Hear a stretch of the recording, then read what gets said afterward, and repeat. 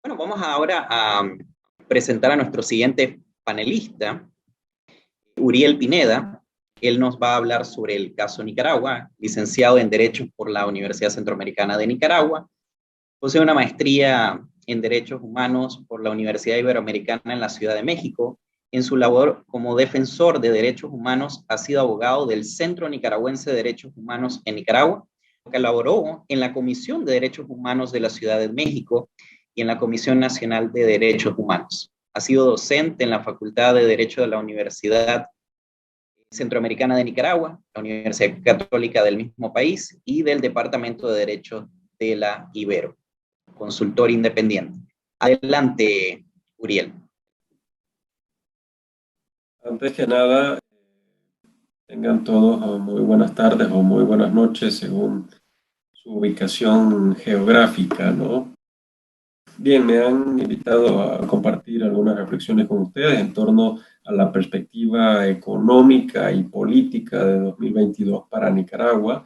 Y en ese sentido, en esa lógica, lo primero que tengo que decir es que soy abogado y abogado de derechos humanos, ¿no? Es decir, la economía no es propiamente lo mío, pero sí lo intercalaré justamente con el análisis proyectivos respecto de la situación del país en 2022. Yo creo que hay algunas cosas claves que entender del régimen y no digo que no estén familiarizados con ello, pero a diferencia de otros regímenes autocráticos de este corte autoritario, el régimen de Nicaragua llega, bueno, obviamente por la vía democrática, una elección, digamos, acomodada, hecha a modo, pero llega de una forma distinta, porque llega a profundizar o llega a gobernar con una economía de libre mercado. Y esto ha hecho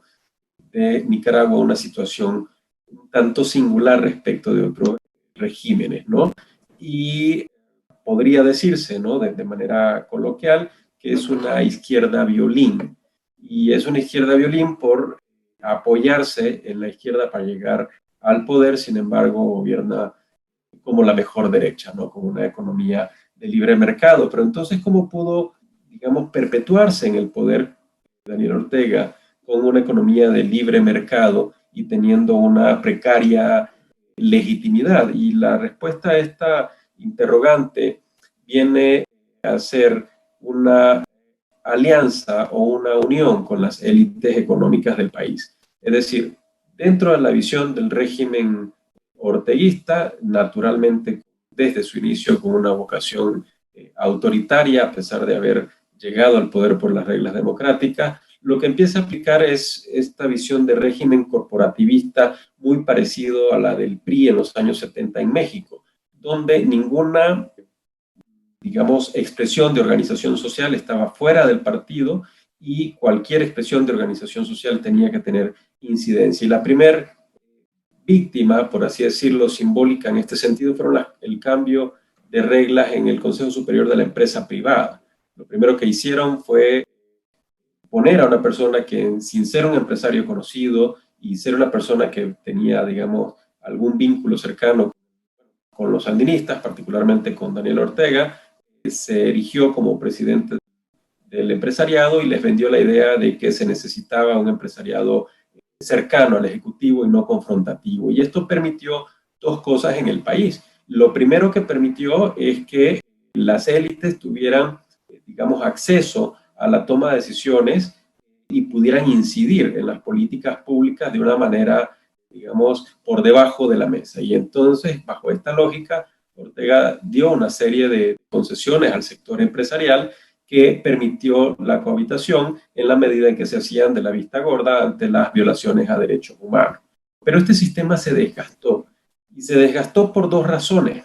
En algún momento, la entrada o el ingreso de dinero de la cooperación venezolana, que llegó a representar $500 millones al año en un flujo de más o menos unos 4 años, fue importante para el país y generó una derrama económica interesante que le permitió a Daniel Ortega operar con programas sociales, mantener una legitimidad más o menos importante. No sabría decir si creció o no creció, pero se mantuvo de alguna forma estable por esto, pero hubo una orientación de esa cooperación que permitió enriquecer propiamente a la familia Ortega Murillo. En los primeros años no hubo un impacto malo en la economía, todo lo contrario, es decir, la economía creció y muchos indicadores económicos crecieron, no así los indicadores en materia social. ¿Qué quiero decir con esto? Creció el subempleo, o sea, en todo este periodo, el costo de la canasta básica, aunque en los primeros años hubo un impacto positivo, porque Daniel Ortega, al entrar al poder, empezó a incrementar los salarios mínimos, y eso estuvo bien porque impactó en sectores importantes de la economía, pero luego en esta alianza con el sector empresarial pusieron un freno, y entonces eso se contuvo, y a la fecha, digamos, hay una contención muy fuerte por parte del gobierno.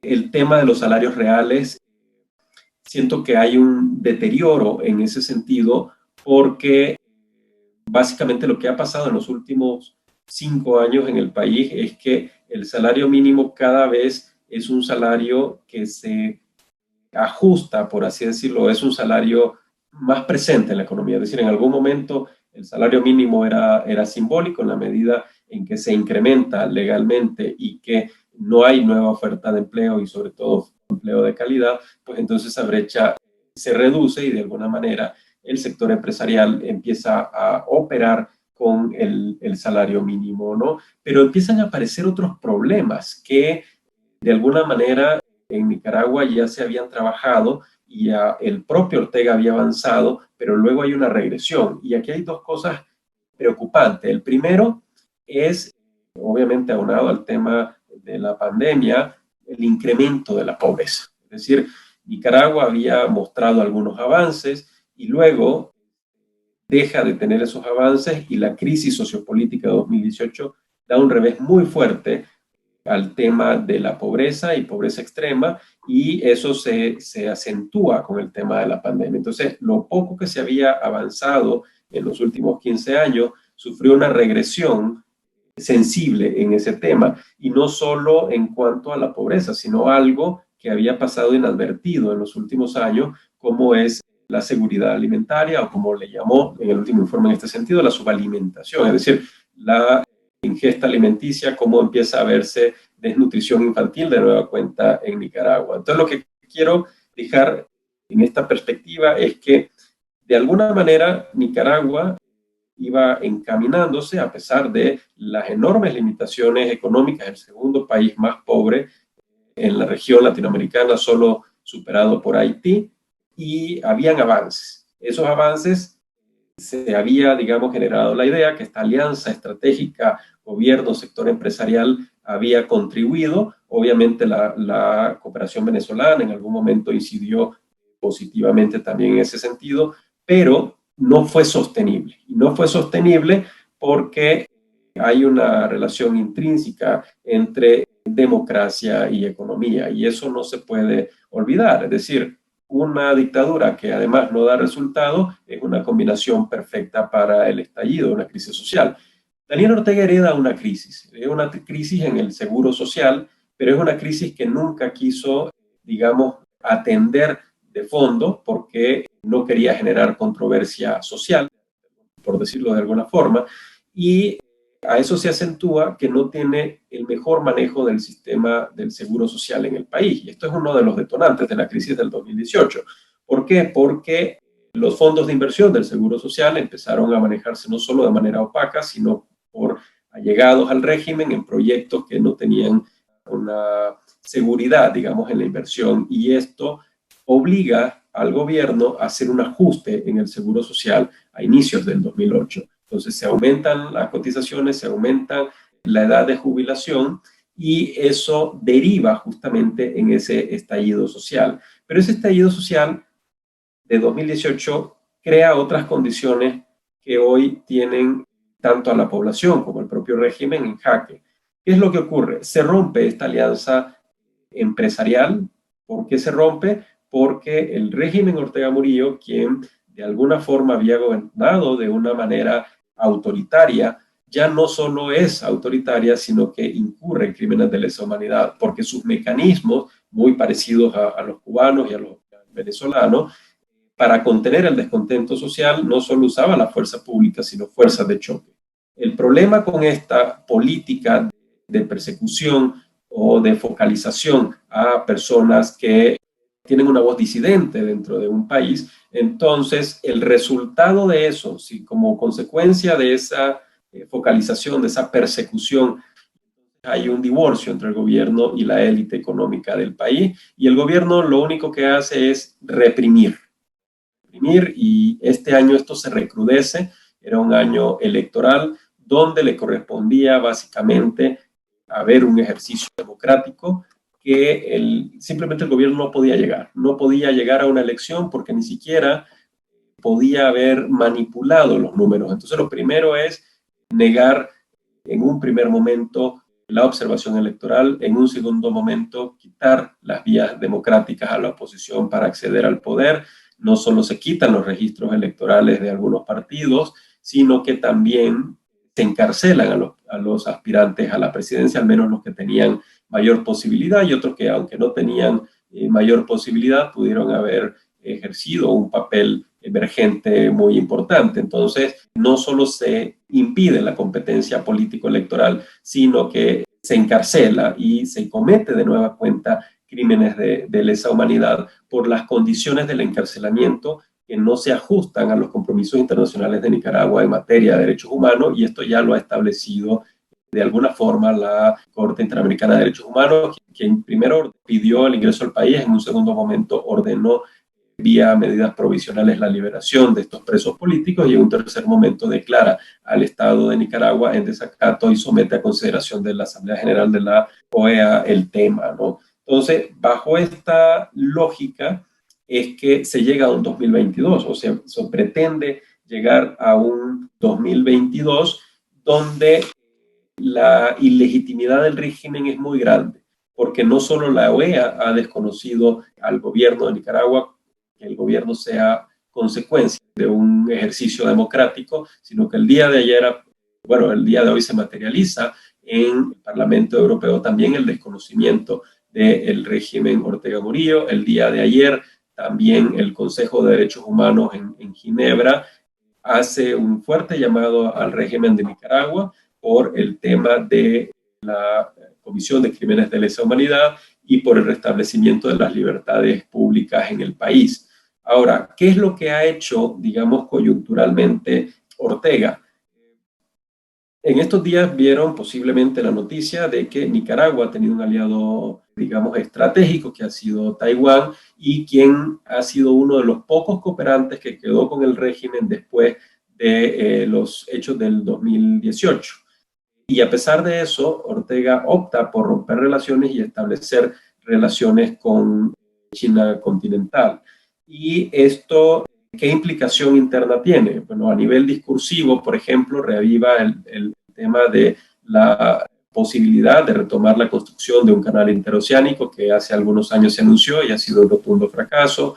Esto también le da aliado, digamos, a nivel de Naciones Unidas y el peso específico de China, ya no solo de Rusia. Esto, por otra parte, abre la puerta o la posibilidad de que China entre en proyectos de cooperación con Nicaragua. Entonces, esa es una de las jugadas internacionales. Otra de las cosas que llama la atención y que quiero empalmar con mi predecesora es que Ortega cambió su embajador histórico en La Habana, y luego de ese cambio hubo un cambio a pocas semanas después. Es decir, ahorita, bueno, hasta ayer Daniel Ortega estaba en La Habana, desconozco si en este momento seguirá por allá, pero hay una reconfiguración en la relación de Nicaragua y Cuba que todavía no se vislumbra con claridad.